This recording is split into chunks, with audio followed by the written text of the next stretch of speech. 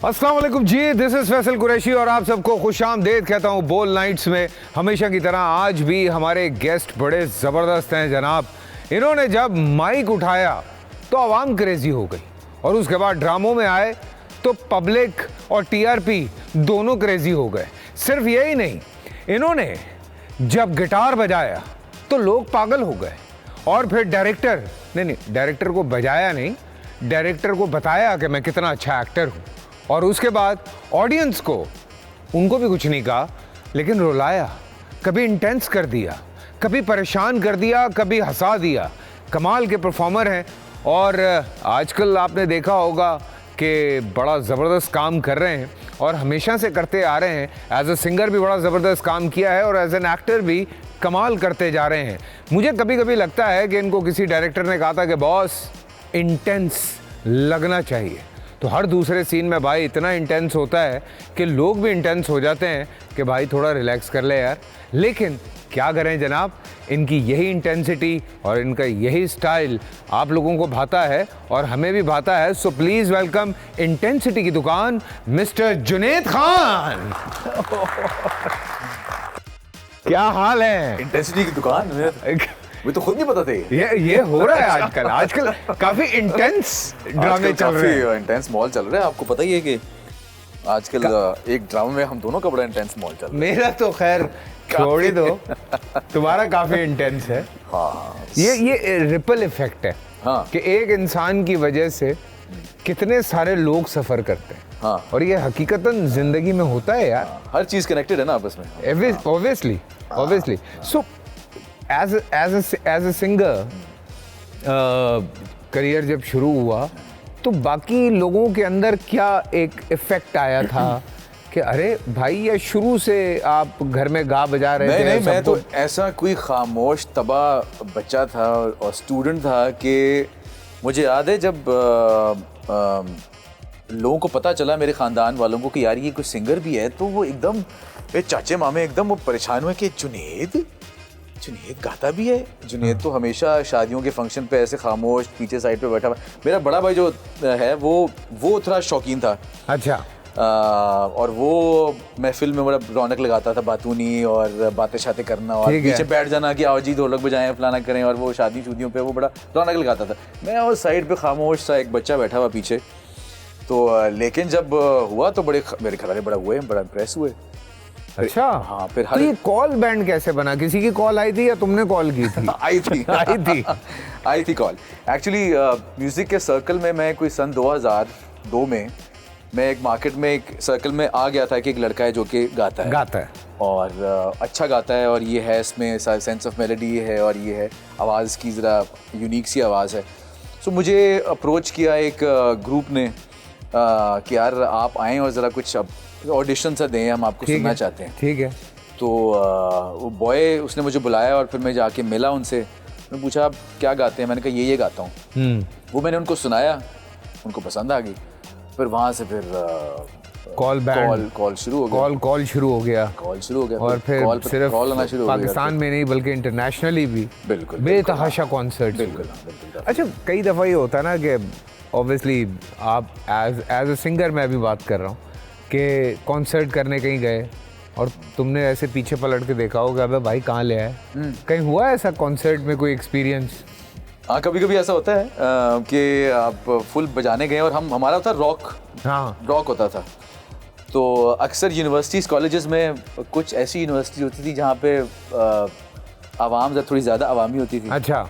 हमारा म्यूज़िक ज़रा थोड़ा सा हाँ मॉडर्न और उस तरह रॉक था। तो कभी कभार ऐसा होता था कि वो एक फंक्शन में, जब भी याद है कि वो फंक्शन में कॉलेज का ही फंक्शन था और उस पर ख़वातीन बड़ी शलवार कमीज पहन के और वो कांटे तैयार ज्वेलरी पहन के आई हुई और बैठी हुई हैं। मैं फुल चीखे वाली पब्लिक थी भाई। जरा वो वाला गाना, किशोर का गाना सुना दे। तो मैं फुल यही पुकार है लगा हुआ हूँ और वो लड़की देख रही है कि ये क्या गा रहा है, इतना शोर क्यों मचा रहा है। तो हाँ, क्यूट। उस टाइम पे मैं भूल जाता था। मैं फिर हम बैंड जो है अपना आपस में ही फिर हम एंजॉय करते थे। हाँ। स्टेज पे अपना शुगर लगा के वापस। मुझे याद है एक प्रोग्राम हो रहा था, उसमें स्ट्रिंग्स वाज परफॉर्मिंग और सामने फुल कॉर्पोरेट ना, एक पब्लिक बैठी हुई है। I was hosting that show. तो जब स्ट्रिंग को मैंने अनाउंस किया तो मैं भाग के पीछे से आके ना सामने बैठ गया, बिकॉज स्ट्रिंग्स है यार। तो मैं आके सामने बैठ गया। अच्छा, इत्तेफाक ये हुआ कि वो अपना सेट वेट करके अब वो शुरू करने लगे हैं, तो वेटरों ने खाना लगाना शुरू कर दिया। अब ना बिलाल भाई ऐसे देख रहे हैं, फैसल भाई ऐसे देख रहे हैं कि हो क्या रहा है। अब ये खामोश खड़े हुए हैं दोनों, और ना जो हम जैसे कुछ 4-5 होंगे मुश्किल जो यूं बैठे हुए थे कि अभी गाएंगे अभी गाएंगे। तो उन्होंने अनाउंस किया कि आप लोग खाना खाइए, थैंक यू सो मच, और चले गए।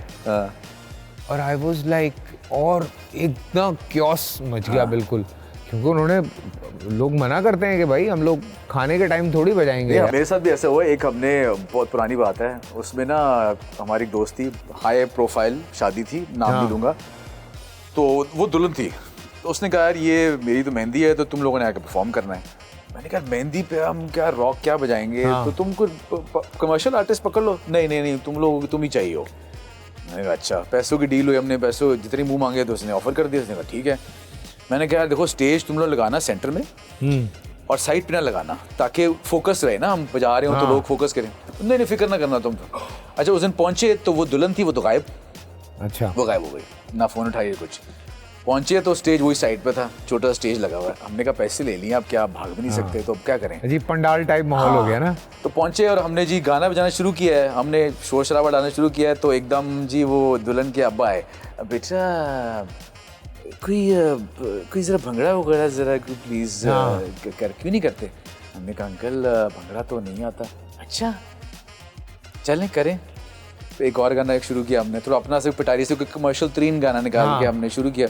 फिर एक अंकल आ गए, बेटा को जरा अबरार ब्रू टाइप गाओ, कोई जरा की कर रहे हो तुसी, जरा पंजाबी पंजाबी गाओ।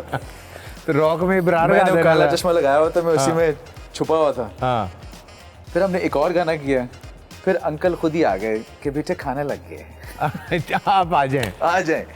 तो आई थिंक 3-4 गाने किए, लेकिन कम से कम पेमेंट तो आ गई ना। आ गई थी पूरी। फिर ठीक है, फिर क्या करना है यार ये। लेकिन ये अक्सर होता है काफी सारे लोगों के साथ, रॉक बैंड के साथ स्पेशली होता है। हाँ होता है बिल्कुल होता है। एक्चुअली हमने बड़ी कम ही शादियाँ बजाई। एक इंडिया में बजाई थी हमने शादी, वो इसलिए थी कि वो हमारे गाने उन्होंने सब सुने हुए थे। ठीक है। तो दुल्हन की फरमाइश थी कि जी उसको सब बुला के सुनना है, तो जब बुलाए पाकिस्तान से, उस जमाने में हालात अच्छे थे। तो मैं था, कॉल था, और साथ में वो टैज था, चाहे इसकी डेथ हो गई। तो उसने ढोल धमाका उसने डाला, हमने एक जरा उस तरह की फील, रॉक सी फील डाली, तो वो एंजॉय किया लोगों ने। तो ये कॉल से ड्रामों की तरफ आ गए। कॉल खत्म हो गया था या कॉल चल रहा था जब तुम ड्रामों की तरफ आए हो? कॉल का आई थिंक वो ब्रेक आया था, एक पॉइंट आया था जब हमारे डिफरेंसेस थोड़े से बढ़ गए थे, तो हमने एक ब्रेक लिया। उसके पीछे फिर मैंने अपना सोलो शुरू किया, एक्टिंग में आ गया। वो लाइन मेरी एक्टिंग में कैसे आ गए? एक्टिंग मेरी आई थिंक 2010 की बात है। मुझे याद है तुम पहले ड्रामे की प्रमोशन के लिए मेरे पास आए थे शो पे। वो 2010 की बात है। तो उस वक्त लाहौर में हमारे होते हैं जवाद बशीर। बिल्कुल। तो जवाद बशीर जानते थे मुझे ऑलरेडी, तो उन्होंने कहा यार मैं लाहौर में ड्रामा कर रहा हूँ, तो तू आजा, म्यूजिशियन की लाइफ है, म्यूजिशियन पे कहानी, बैंड पे कहानी, तो कर ले, तो आजा। तो मैंने कहा ठीक है, लाहौर ही है, मैं यहीं कर लेता हूँ, इसको टेस्ट करता हूँ, इसको कैसा है। अच्छा, वो टेस्ट सही हो गया। फिर जवाद का मैंने जवाद भाई का एक और प्ले किया, वो भी लाहौर में ही था। फिर मुझे कराची से फिर ऑफर्स आना शुरू हुई, और फिर उस वक्त मुझे डिसीजन लेना था यार कि लाहौर शहर छोड़ के मैं कराची कभी रहा ही नहीं।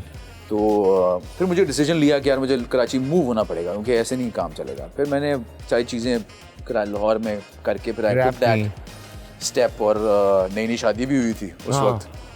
तो वो भी सोचना था कि यार क्या करना है, फैमिली लेके जाना है, फैमिली का। पहले मैं अकेला आया, मैं देखा, जब फिर मुझे कराची ने वेलकम किया, तो फिर मैं अपनी फैमिली। कराची ऐसे ही वेलकम करता है यार, कराची ऐसे ही वेलकम करता है, और काम करने वाले को तो वो ऐसे करके ना सीना ऐसे करके खड़ा होता है। बिल्कुल। मैं तुम्हारे सामने हूँ, बहुत सारे एक्टर्स हैं जो कराची मूव हुए हैं लाहौर से, और 15 साल हो गए हैं, जाने ही नहीं दिया। 15 साल हो गए इधर ही। हाँ, मुझे तुमसे, मैं 2002 में आया था, मुझे ज़्यादा हो गया, तो लेकिन वाकई वक्त का नहीं पता चलता।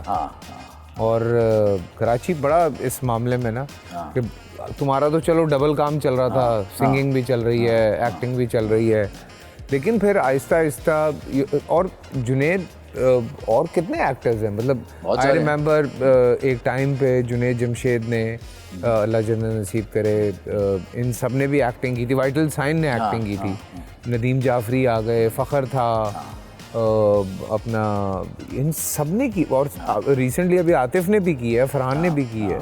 फरहान तो खैर माशाल्लाह बहुत काम कर रहा है, तो सभी आए हैं एक्टिंग की तरफ। बिल्कुल हाँ, ये कराची ख्याल से वो एक फियर खत्म हो जाता ना आपका, जो एक कैमरे का फियर होता है वीडियोस कर करके। हाँ वो तो था, वो थोड़ी मुझे प्रैक्टिस थी आई गेस, क्योंकि हम गाने खुद ही लिखते थे और अपने ही उनमें खुद ही एक्ट भी करते थे। तो कुछ हद तक प्रैक्टिस थी, लेकिन वो डायलॉग डिलीवरी एक और चीज़ थी जो कि वो न्यू थी। वो उसके लिए ट्रेनिंग फिर लेनी पड़ी। हाँ, वो बड़ी इंपॉर्टेंट चीज़ है टेलीविज़न में ख़ास तौर पे। एक्टिंग में आने के बाद जितने भी ड्रामे किए, ऑब्वियसली कोई एक सीन, कोई एक ड्रामा होता है जो बहुत जानलेवा होता है, जो बड़ी जान निकाल देता है आपको। कोई है ऐसा याद कुछ? आई थिंक था वो ड्रामा था मेरा, ये मेरा दीवानापन। हाँ, उसमें एक टाइम था जब मुझे बिल्कुल अपनी एज से कुछ 10 साल छोटा लगना था। अच्छा।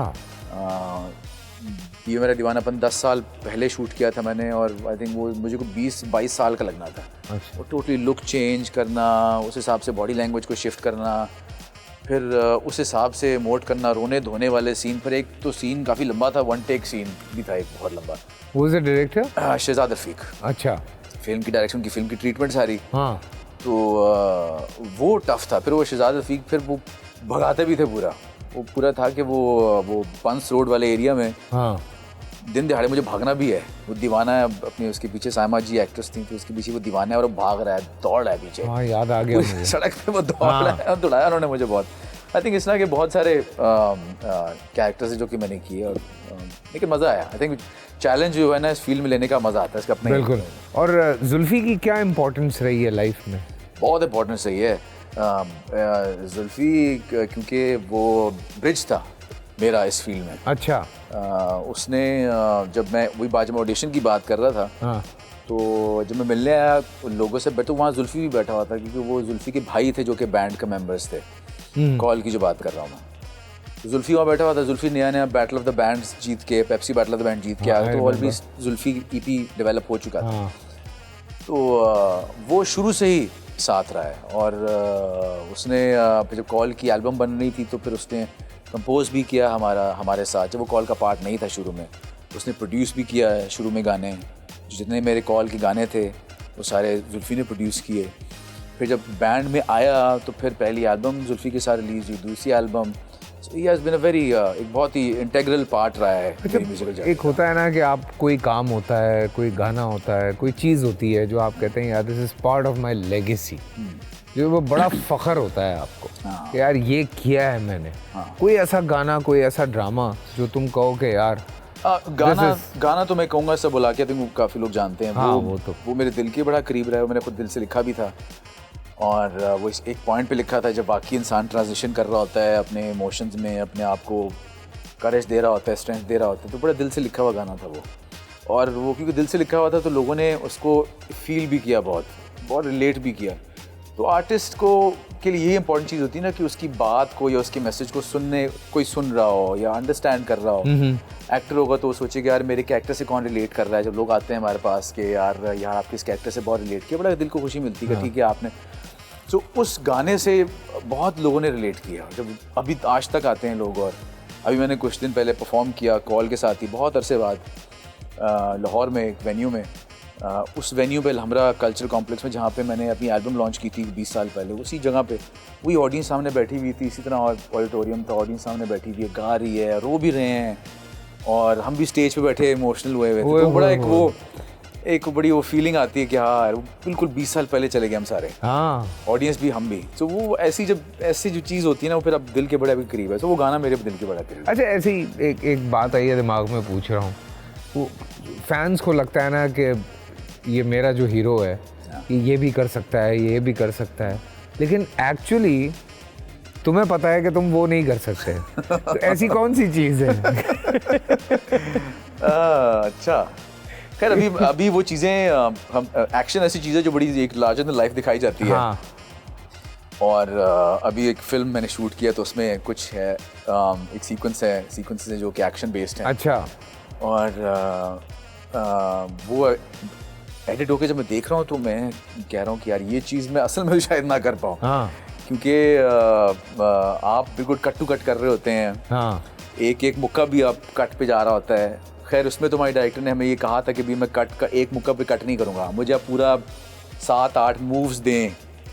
मैं और यासिर नवाज, हमारा एक सीक्वेंस है तो पूरे 7-8 मूव्स दें, यानी ये नहीं कि टक कट नहीं, वो टा टू चा पा ची चा। तो वो एक चीज़ थी जो कि चैलेंजिंग थी। और ये हम फिल्म स्टार्स या टीवी स्टार्स को ऐसी चीज़ें होती हैं जो कि हम कर लेते हैं, लेकिन हमें एहसास होता है देख के कि यार ये शायद असल में हाँ, ये हम नहीं कर सकते, ये हो गया है। ये हो गया है। हाँ, ये एक्चुअली ये होता है कई दफ़ा। तो लेकिन फैंस बहुत कुछ एक्सपेक्ट कर रहे होते हैं ना कि ये तो मेरा हीरो है, ये तो ये भी कर लेगा। हाँ, फिर घर में जो है वो आपकी खवातीन जो है वो आपसे एक्सपेक्ट करती हैं जी आप ये जो टीवी में जो आप रोमांस कर रहे होते हैं हमारे साथ तो आप नहीं करते ये जो हाँ ये डायलॉग बाजी आप घर में तो नहीं करते। और अगर करो तो कहते हैं ड्रामे नहीं करो। ये एक बड़ा अज़ाब है। ओए ये बड़ा मुश्किल हो जाता है। वो ये चीज़ है जो कि फैन समझते हैं जैसे कि हम वैसे ही पैदा ही रोमांटिक हुए हैं, तो हम असल में शायद अगर इतने रोमांटिक ना हो, लेकिन टीवी पे हम वैसे तो आप निकाल लेते हैं। गुस्से वाले दिखते हैं। ये पता नहीं क्यों कहते हैं लोग। कई दफ़ा भाई आप इतना आप सोचें कि आप कहीं गए और सारा फोकस आपकी तरफ है, ठीक है ना, अब सारी पब्लिक जो है वो आपके यूं देख रही है आपको। अब वो एक एंजाइटी या वो एक कॉन्शियसनेस अंदर से आती है कि there are so many people जो सिर्फ आपको देख रहे हैं। तो वो आप थोड़े से अंदर से ना अपने आप को उस वक्त संभाल रहे होते हैं, तो एक वो सर्टेन एक्सप्रेशन होता है हर एक्टर का कि वो यूं होता है, रिजर्व हो जाते हैं ऐसे करके जी, अंदर से वो बर्दाश्त कर रहा होता है। लेकिन ये समझिए प्लीज इस चीज को कि आप मुस्कुरा नहीं रहे हैं, आप ठीक हैं, आप खुश नहीं लग रहे। अबे भाई ये क्या सवाल कर रहे हो? लेकिन हम लोग खुश हैं, अल्लाह का करम है। छोटा सा ब्रेक लेते हैं, ब्रेक से वापस आके कंटिन्यू करते हैं।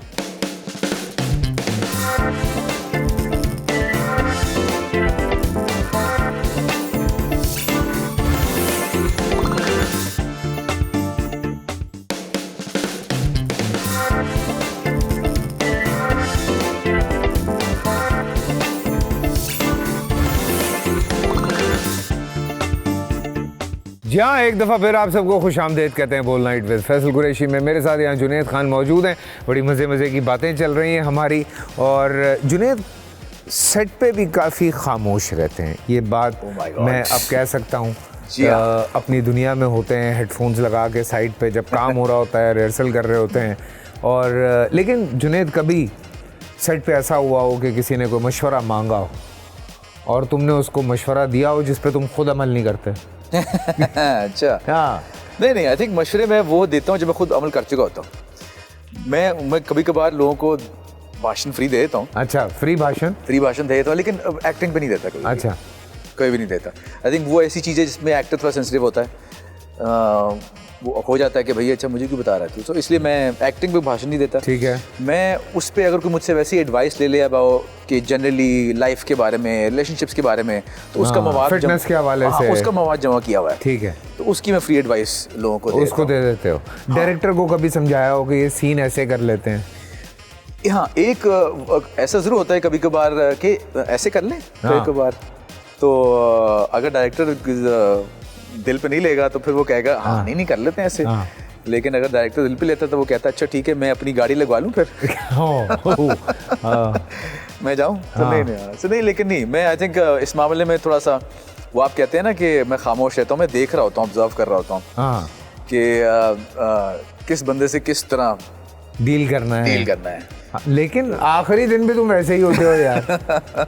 आई थिंक वो अपने वो होता है ना, अपने जिनके साथ आप कंफर्टेबल होते हैं उनके साथ आप सो मुझे था कि क्योंकि हम इतना करते हैं, ट्रैवल भी हमने किया हुआ है और हम क्रिकेट भी खेलते हैं, क्रिकेट बहुत खेलते तो हम जुनैद को क्रिकेट का अल्लाह माफ करे इतना शौक है। हाँ ये दिन में 3-3 मैचेस खेल लेता है। नहीं 3 नहीं है, 2 तो खेले में, 2 खेले में, 2 खेले में जुनैद, 2 खेले में, 9 से 1 भी खेला हुआ है और 2 से 6 भी खेला हुआ है। हाँ 2 खेले हाँ, और गर्मियों में फुल ऑन गर्मियों में, और इस आदमी के रंग को कोई फर्क नहीं पड़ता। बस सन ब्लॉक, ऐसा कौन सा सन ब्लॉक है यार? बस ये अभी मैं मार्केटिंग नहीं करूंगा, वरना ये कि सन ब्लॉक चप्पड़ में बता दो। सन ब्लॉक फुल, मतलब जिंक की स्टिक होती है जो कि फुल लगा के वो हम तो अभी 4 दिन ह्यूस्टन में खेल के आया, हमारे तो रंग ही चेंज हुए हैं। वो तो बहुत तेज धूप है, साफ है ना वो भी धूप, हाँ तो वो लगेगी तेज।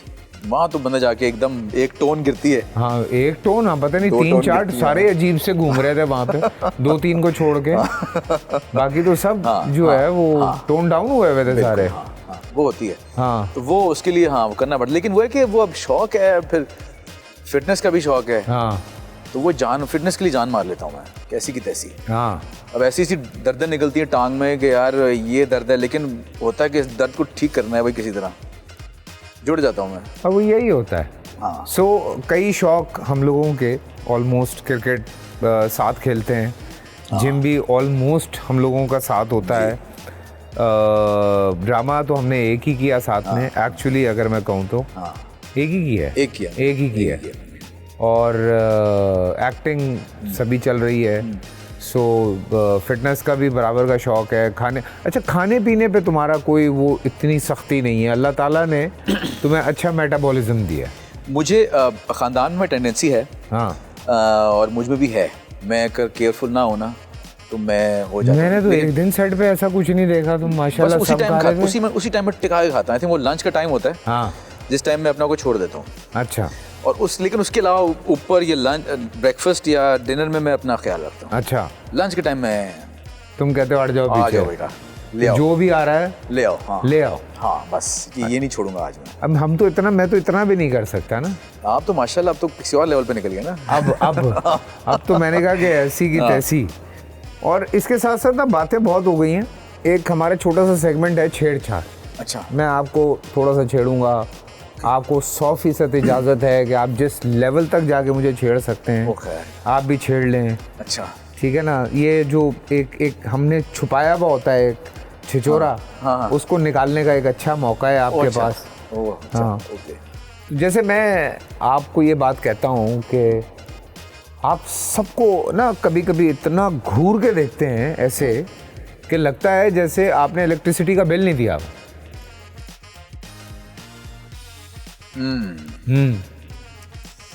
बात तो ठीक है, सही कह रहे हैं। क्या लेट दिया था?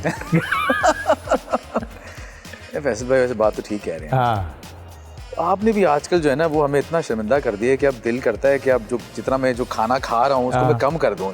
इतना आप फिट हो गए, अब मैं अब क्या करूँ? मुझे अपनी दिन की 2 रोटियां कम करनी पड़ेंगी, आधी करनी पड़ेगी। पहले के 6 रोटियां खाते पहले तो मैं 4 खाते थे, अब 2 पे आ रहे। क्या बात है यार। लेकिन कॉल बैंड टूट गया, हाँ, पर आपकी फिटनेस की रूटीन नहीं टूटी। हाँ हाँ, कभी तो मतलब होता होगा ना कि चीट डे कर लिया।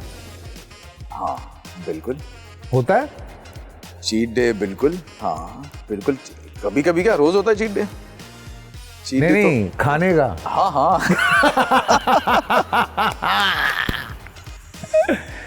खाने का चीट डे तो रोज होता है। अच्छा, खाने का चीट डे, खाने के चीट डे की बात हो रही है भाई। बिल्कुल रोज होता है। खैर ड्रामे में जो आपने चीट डे बनाया केस 9 में, हाँ, अब उसकी गवाही का टाइम आ रहा है। हाँ, लेकिन ये लेट ऑन एयर जाएगा। हाँ हाँ, जो ड्राइव में जो आपने चीट डे मनाया उसका रिजल्ट देख लिया आपने? हाँ यार, बड़े लोगों को लग रहा है कि मैं बहुत सच बोल रहा हूँ उसमें। वो कह रहे हैं आप एक्टिंग कर रहे हैं, आप वाकई ऐसे हैं। मुझे उस दिन एक साहब ने कहा आप वाकई ऐसे हैं ना। अच्छा, उनकी शक्ल देख रहा हूँ यूं करके, मैंने क्या बात कर रहे हैं यार। आपको क्या लगता है मैं खुदा ना खास्ता इस तरह की हरकतें करता हूँ कि मतलब हाँ चीट डे मनाता हूँ मैं हर रोज चीट डे बना रहा हूँ तो उनको मैं, लेकिन उन्होंने जिस तरह मुझे कहा है मैं उनकी शक्ल देख रहा था, मैंने कहा यार एक तो इतने गट्स इनके अंदर कि मतलब मुंह पे ही आके कह दिया ना लेकिन भाई प्यार है आप प्यार है, थैंक यू प्यार है fans। Thank you. अच्छा कोई आप ये इमोशनल थेरेपी भी देते हैं क्योंकि माशाल्लाह आपने इमोशनली इतना डैमेज किया ड्रामों में लोगों को तो जी बिल्कुल, हाँ, लोगों को कभी जब फ्री एडवाइस चाहिए हो तो मैं उनको ज़रूर देता हूँ। अच्छा हाँ बिल्कुल। अब इस मामले में आपको क्या रोस्ट करूँ? नहीं लेकिन जो दिल करे कह सकता है यार। नहीं अच्छा वैसे कभी किसी को वो जो पैसे मांगते थे कि मेरा बिल दे दो ये कर दो वो करवाया कभी? क्या ये लोड कर दो? हाँ ना कभी भी नहीं, कभी भी नहीं। इस मामले में क्लियर हूँ मैं। अच्छा कभी भी no easy load. No easy load. वो क्या नाम था उसका यार? वो Recharge। इजी लोड मांगती थी। सबा सना सना कह रहे हैं ये तो। नहीं सबा सबा सबा हाँ सबा नाम था ना। हाँ। मैं सबा बात कर रही हूँ। हाँ नहीं हाँ, अब तो नए नए आ गए भाई। एक और सुन लो, एक और बता रहा हूँ, ये नया है बिल्कुल कि अब आपको जो ई चलान है वो पर्सनल नंबर से आएगा किसी, वो नहीं जमा करवाना आपने। हाँ ये नया गेम शुरू हुआ है। पहले तो वो आ रहा है, मैसेज आते हैं वो आ रहा था कि ये अपना जो ये अपने होते हैं केस ना ईमेल इस वेबसाइट पे आ जाए। हाँ वेबसाइट भी फेक बनाई हुई है इन लोगों ने। वेबसाइट भी फेक है और ई चलान जो है वो आपको नंबर से आ रहा है, तो नंबर से नहीं आएगा ई चलान आपको। ये याद रखिएगा। छोटा सा ब्रेक ले लें, ब्रेक से वापस आते हैं। काफ़ी बातें हो गई हैं।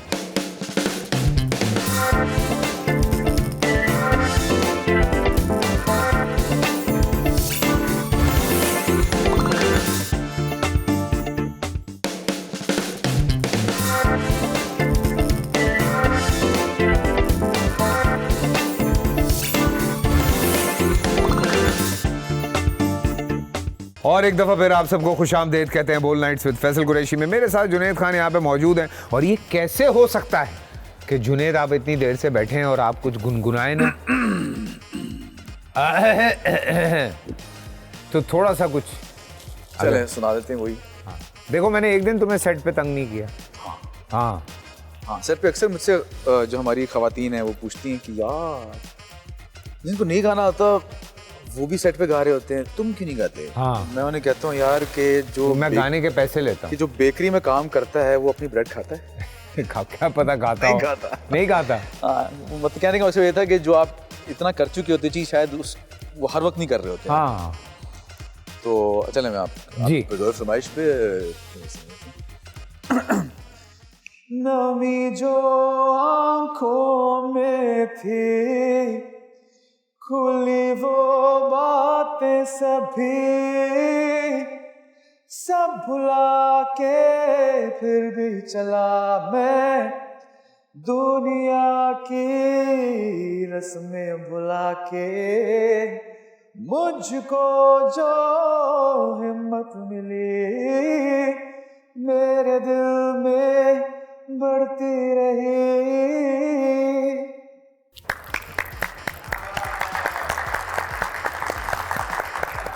तुम गा रहे थे, मैं पता क्या सोच रहा था कि वाकई शादी में ये क्या सिचुएशन बनी होगी। मैं वापस वहाँ गया हूँ शादी में तभी खाना खाने रोटी खुल गई है। रोटी खुल गई थी सर। आ जाएं आप खाना खाएं और घर जाएं। अच्छा हमने एक शीशा रखा हुआ है। अच्छा जिसमें आप अपने आप से बात कर सकते हैं। अच्छा गुफ्तो शनीद कर सकते हैं अपने साथ। हाँ अपनी कोई तारीफ अपने आप को बता सकते हैं। अगर आपको लगता है कि अंदर आपकी कोई खामी है तो वो भी आप आज बता दें, कोई नहीं सुन रहा। एक बात है जो कि मुझे आज भी मैंने रियलाइज किया। मैं जी बिल्कुल आइए बिल्कुल आइए क्यों है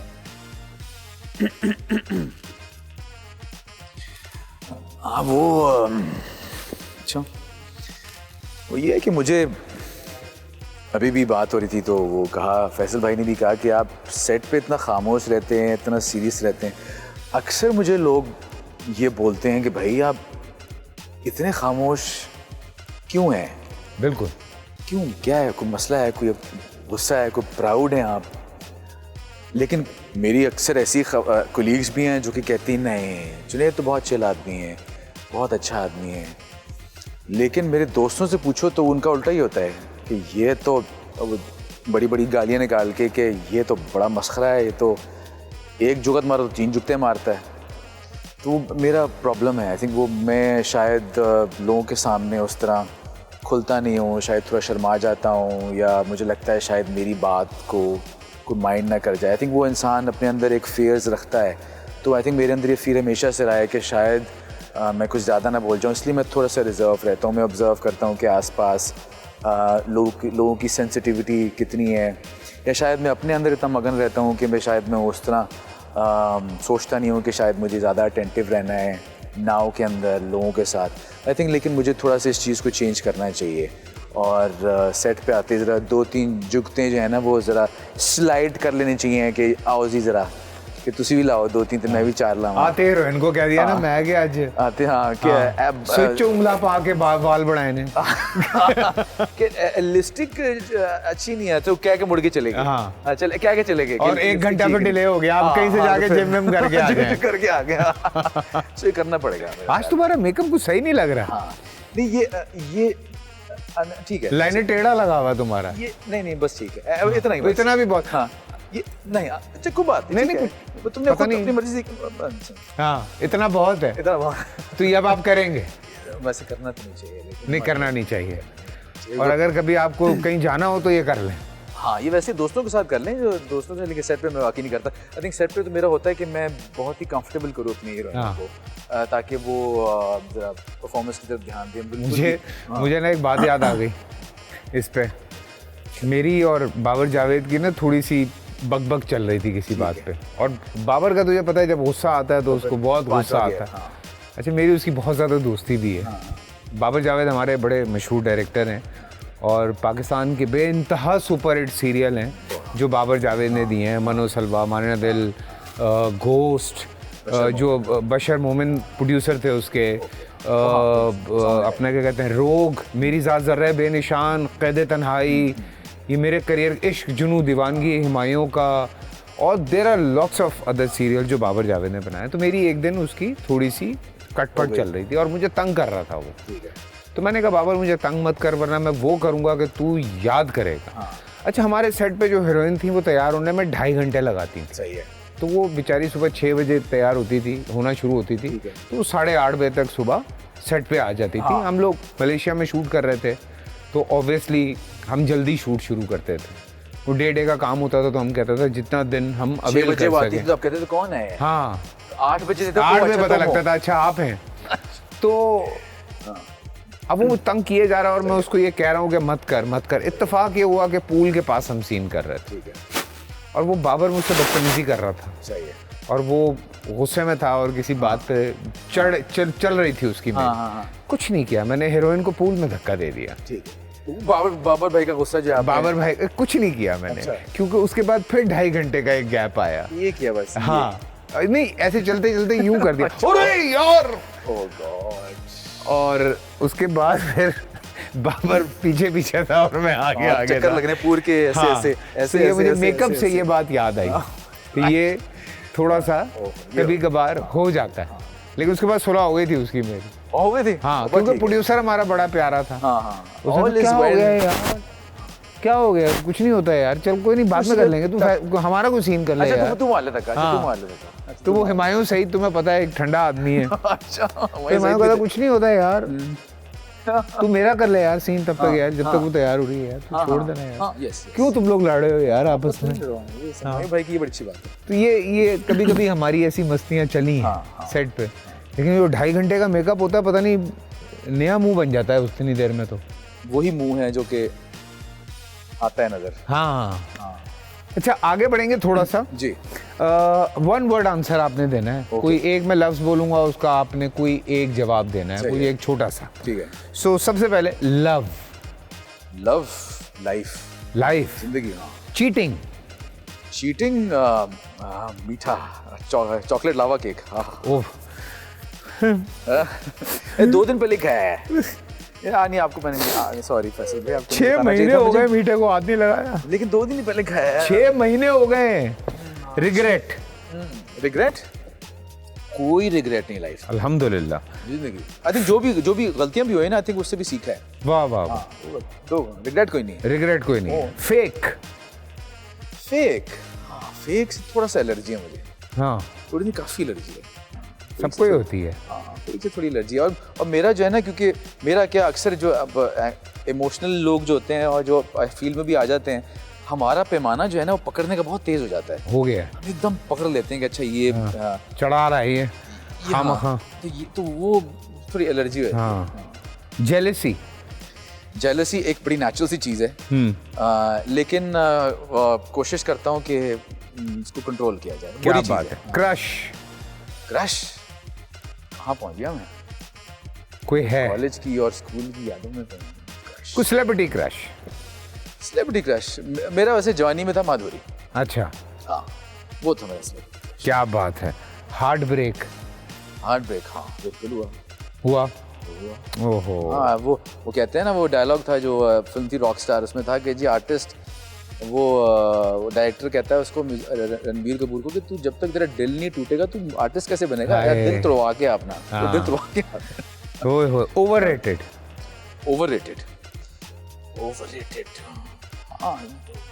हाँ, ये तो है, इस हमारे बिजनेस में ओवररेटेड अनरेटेड तो है। दोनों ही जवाब दे दिए। Controversy? What do you say about controversy? कहना क्या चाहूँगा, खैर अब बिजनेस की डायनामिक्स ऐसी हैं कि कंट्रोवर्शियल चीज़ें की ज़्यादा अब अटेंशन है, और लेकिन मेरी कोशिश है हमेशा मैं साइड पर हूँ। आई थिंक हम उस एरा से बिलोंग करते हैं जब हम बहुत ही वर्क ओरिएंटेड होते थे। हमारे ज़माने में भी लोग कंट्रोवर्शियल होते थे, बहुत होते थे, हमेशा से रहे हैं। हाँ। लेकिन हमारी कोशिश रही है कि हम अपने काम पे ही ध्यान दें। काम पे ध्यान देना चाहिए। कोई स्कैंडल? अभी तक तो नहीं है किसी का जो सुना हो तुमने, कहा क्या बात कर रहे हो? हाँ, क्या बात नहीं। आई थिंक हर चीज़, कुछ चीज़ के पीछे वो है ना, जहाँ पे where there's fuel there's fire, हाँ, उसमें कुछ तो होता ही, कुछ ना कुछ तो होता है। टॉक्सिक? हाँ, यार में इंसान जब टॉक्सिक हो जाता है ना, वो थोड़ा गलत हो जाता है। हाँ, मेरे अलावा तुम कहीं नहीं देखोगे। हाँ। तो भाई का आंखों में उंगलियां मार ले, क्या करें। इनसिक्योरिटी भी एक ऐसा इमोशन है, बड़ा नेचुरल इमोशन है, कंट्रोल करना चाहिए। मेरे ख्याल में ये टॉक्सिक, ये इनसिक्योरिटी, ये इमोशन है जिनको इंसान को तरह कंट्रोल करना चाहिए। अच्छा, सीक्रेट टैलेंट? मेरा? हाँ, कुकिंग। ये मुझे भी नहीं पता था। मैंने कोविड के टाइम में, और जब भी मैं होता हूँ, अकेला होता हूँ, तो जब मेरी बीवी मैके जाती है तो फिर मैं कोशिश करता हूँ कि मैं, कोविड में तो मैंने भी बड़े खाने बनाए, तो मतलब पुलाव और निहारी टाइप चीज़ें में। लॉयल्टी? हाँ, लॉयल्टी ज़रूरी है। लॉयल्टी हर चीज़ में ज़रूरी है, चाहे वो काम हो, रिलेशनशिप्स हो। फेम एक बहुत अच्छी चीज़ है, अगर आपके सर पे ना चढ़े। हाँ, सर पे चढ़ गई तो गड़बड़ हो जाएगी। हेटर्स जो है वो आपके, हाँ, हेटर्स वो है ना कि वो नाम ही क्या, अगर आप बदनाम ना हो, क्या है? हाँ, वो क्या है, बदनाम ना होंगे तो क्या नाम ना होगा। हाँ, तो ठीक। खाम उछेड़ होती है आपसे, आप सीधी तस्वीर डाल दें, अबे भाई मुस्कुरा तो लिया करो। अरे भाई यार, आप इतना एटीट्यूड क्यों दिखाते हैं? खाम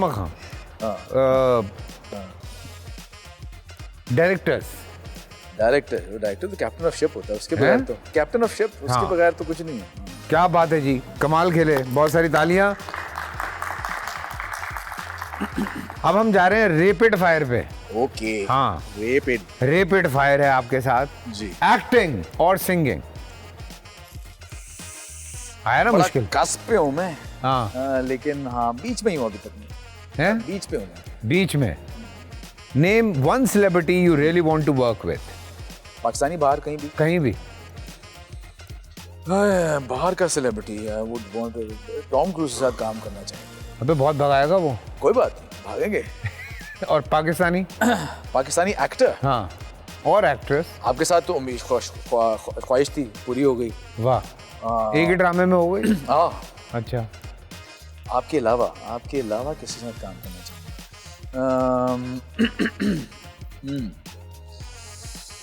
हाँ, ये बड़ा मुश्किल सवाल है वैसे। जैसे अल्लाह का शुक्र है, सबके साथ ही काम कर लिया। सबके साथ हो गया? वो सबके साथ काम कर। क्या बात है। सीरियस और रोमांटिक रोल्स? रोमांस करना चाहूँगा ज़रा, या हाँ, इंटेंस टाइप। काफ़ी इंटेंस रोमांस करेंगे आप? हाँ, है ना, काटे पीटी वाला। और लो खैर तेरी। Biggest fear on set? On set biggest fear, on set biggest fear, लाइनें भूल जाना, वो फेयर होता है कभी कभार, है ना, लाइनें ना भूल जाए, लाइन ना भूल जाओ यार। और सामने जब कोई सीनियर खड़ा हो तब तो बहुत ही और टेंशन हो जाती है। उफ, कभी भूल ना जाऊं कोई। और कमबख्त जितना ये सोचो ना उतना उतना भूलते और हैं। होता है। हाँ, इसलिए ये जो है ना फिर घर छोड़ के आना पड़ता है। बिल्कुल बिल्कुल। कोई ऐसा को एक्टर जिसके साथ काम करने का बड़ा मजा आया? बड़ा मजा आया या वैसे आपके साथ, आप इस बैठे नहीं इसलिए नहीं कि आप बैठे हुए, लेकिन आपके साथ बड़ा मजा आया। आई थिंक है? हाँ, आई Thank थिंक you वो होता यार। है कि होता है ना कि मतलब माशाल्लाह इतने अच्छे परफॉर्मर, और हमने देखा भी है काम, और सीनियर भी हमारे लिहाज से। तो अक्सर होता ये है कि आपको जो है ना, आपका सीनियर कई बार होता है आपको तंग करता है, इंटिमिडेट करता है, सपोर्ट नहीं करता है, लेकिन आपने बड़ा सपोर्ट किया है सेट पे। और ये एक एक्टर के लिए, जूनियर के लिए बड़ी बात होती है कि यार आपका सीनियर आपको सपोर्ट करे, इनकरेज करे, आपका दिल बड़ा हो जाता है। तो ये क्रेडिट आपको जाता है। नहीं, मुझे बस काम का बड़ा शौक है यार, मैं क्या करूं, और मैं एंजॉय करता हूं इस चीज़ को।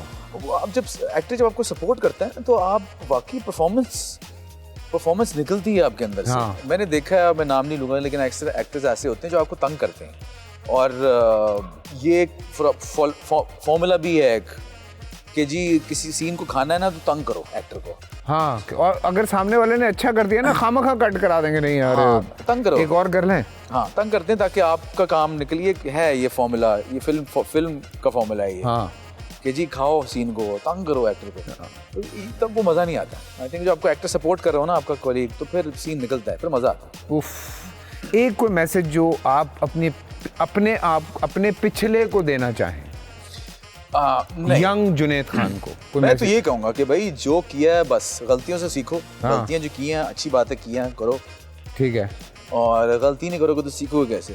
ठीक है, करो गलती जो की है। मैं कोई चेंज नहीं करना चाहूँगा। क्या बात है। चाइल्डहुड में कौन हीरो रहा? चाइल्डहुड हीरो, आई थिंक मेरे पेरेंट्स थे जो कि जिनसे मैंने बड़ा सीखा। और आपका जो हीरो होता है, जो आपका जो मेल हीरो होता है, आपका बाप होता है। बिल्कुल, my hero has been my dad. बिल्कुल। Unforgettable fan moment? कोई एक फैन ऐसा होता है जो आप नहीं भूलते, आप कहते हैं यार मेरा फैन, या मैं जिसका फैन था? नहीं, जो आपका फैन। अच्छा, मेरा फैन। हाँ, बिल्कुल ऐसा होता है। और अभी रिसेंटली होता है, एक शो था, मेरी परफॉर्मेंस थी, और उसमें एक बड़ा एक प्यारा सा एक लड़का है, और उसने कहा कि मैं वैसे तो एक नॉर्मल तरीके से ही मिल रहा था कि हाँ जी अच्छा, पर आए मेरे पास कि थैंक यू फलाना का थैंक यू। मुझे था कि पिक्चर लेकर चला जाएगा, लेकिन वो खड़ा रहा और उसने मुझे बताया कि नहीं, मुझे पिक्चर से में इंटरेस्ट नहीं है, मैं आपसे कहना चाहता था कि आपके गानों ने जितनी मेरे एक ज़माने में जब मैं बिल्कुल ही गिरा हुआ था और मुझे उम्मीद खो चुका था, ज़िंदगी से उम्मीद खो चुका था, तब आपके गानों ने मुझे उठाया, और मैं उन लफ्ज़ों से मैंने उठ के मैं खड़ा हुआ, और आज मैं अगर खड़ा हूँ तो इस वजह खड़ा हूँ, आपके गानों को बड़ा आता है। मेरे लिए थेरेपी थी वो मेरे लिए बड़ी बात थी। ऐसे मोमेंट जो होते हैं ना, सीरियसली वो मेरे लिए बड़ी बात थी। वो आपके लिए बड़े ज़बरदस्त होते हैं। अगले 5 साल में जुनैद खान को कहाँ देखना चाहते हैं? अगले 5 साल में इतनी लंबी प्लानिंग वैसे है नहीं। चल साल कर लेते हैं यार। 2026 में जुनैद खान को कहाँ देखना चाहते हैं? आई थिंक कुछ अच्छा काम ही करेंगे बड़ी स्क्रीन पे। बड़ी स्क्रीन पे अब तो आ ही रही है, एक फिल्म शूट हो गई है, और वो छोटी या बड़ी, आई थिंक ईद पे, किसी ईदों पे लगती फिल्म में अब तो वो लगेगी, और वो है। बाकी ये कि बस अपने आप को तैयार रखेंगे, कोशिश ये होती है कि अपने आप को तैयार रखूँ, फिजिकली, मेंटली, कि अगर कोई चैलेंजिंग चीज़ है तो उसको मैं अच्छे तरीके से कर सकूँ। ये बात ना मुझे समी ने कही थी एक दफ़ा। समी खान है ना अपना, उसने कहा था, उसने कहा फैसल भाई बस हर वक्त जो है ना अपने आप को तैयार रखना चाहिए कि कभी भी कुछ आ सकता है यार, ऐसे कुछ तो हमेशा रेडी रहे। और ये बात उस दिन से बैठ गई मेरे दिमाग में। चलें जी, एक छोटा सा ब्रेक से वापस आते हैं, और कुछ मज़े की चीज़ें हैं जुनैद खान की तस्वीरों में, वो देखते हैं। और अभी तो माइक ड्रॉप भी बाकी है, देखते हैं आज जुनैद भाई क्या कहते हैं माइक ड्रॉप। तो हमारे साथ रहिए, कहीं मत जाइए।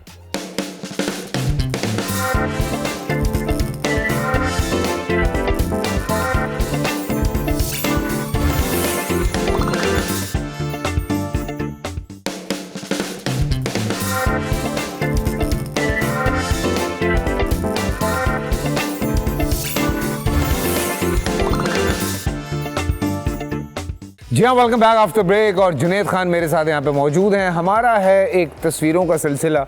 आप ही की तस्वीरें आप ही को दिखाएंगे, पूछेंगे कहाँ की हैं, क्या है। और कुछ तस्वीर हैं आपकी, आइए दिखाइए ज़रा। सन 2009-10 कितनी पुरानी गाल होगी? बड़ी पुरानी गाल हो गई। पुरानी गाल होगी सन 2। और ये बॉम्बे है, मुकेश मिल्स। और एक गाना था एक बॉलीवुड फिल्म के लिए, तो वो क्या था वो गाना था ये पल, जुल्फी ने गाया था वो गाना। हाँ। और वो आफ्ताब शिवदसानी की फिल्म थी, तो उसके लिए था। तो उसके लिए हम बॉम्बे गए थे और वहाँ पे ही हमने शूट किया था। मुकेश मिल्स, साथ में वो सिंग इज किंग की शूट चल रही थी, अक्षय कुमार की थी ना कि, तो ये साथ ही सेट लगा हुआ था वहाँ पे। ये वहीं की है। Next family. हाँ ये जी, ये मेरे ख्याल में बर्थडे केक है।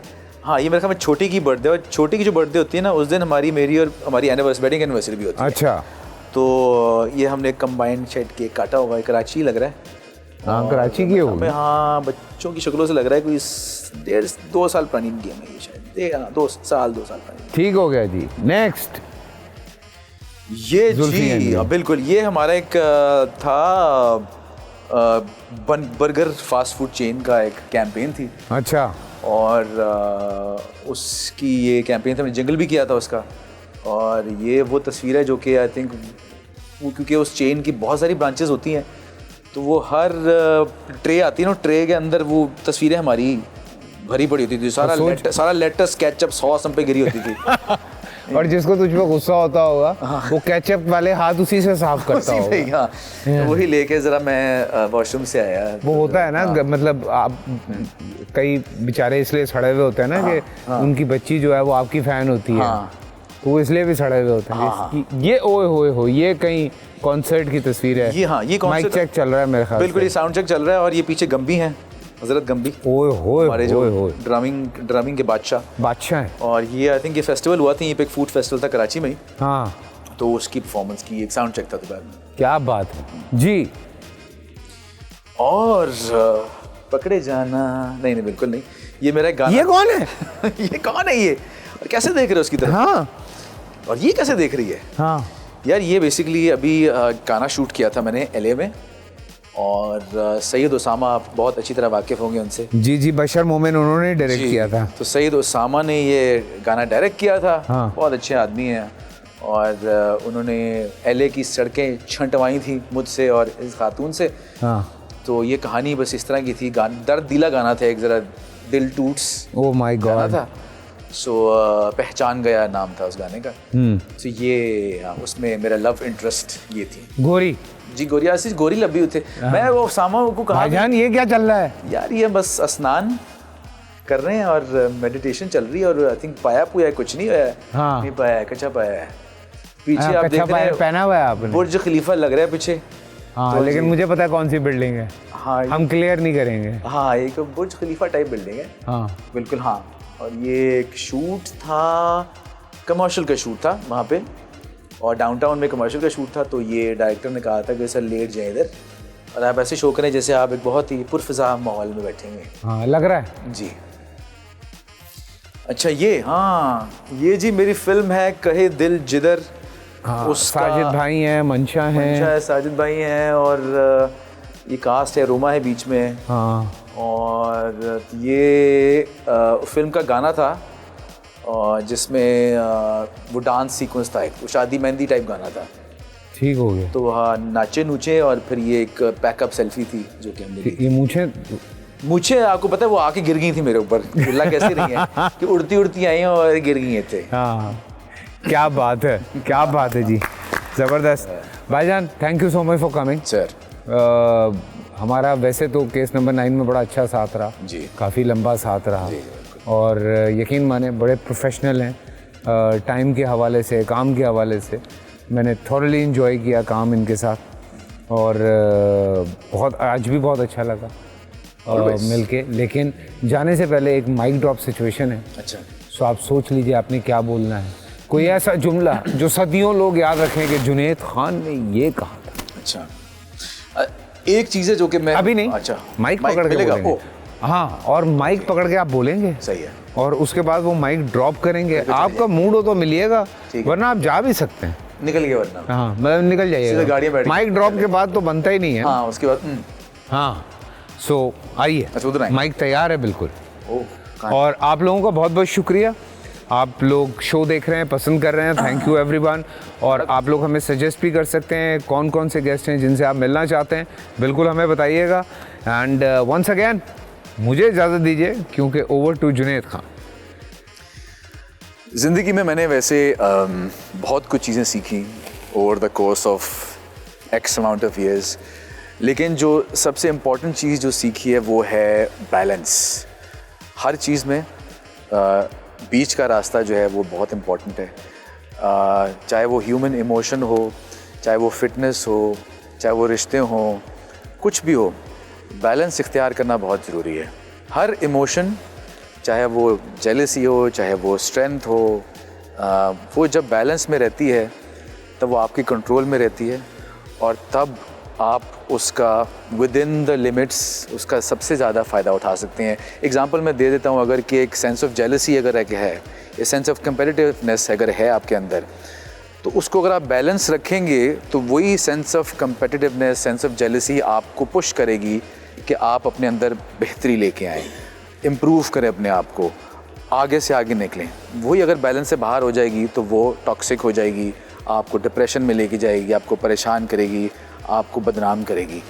सो बस एक छोटी एग्जांपल थी, कहने का मकसद ये है कि बैलेंस इज़ द की, और अगर आप ज़िंदगी को बैलेंस तरीके से गुजारेंगे तो आप अपनी ज़िंदगी को लंबे और अच्छे तरीके से जी पाएंगे। ओए होए होए होए होए होए होए।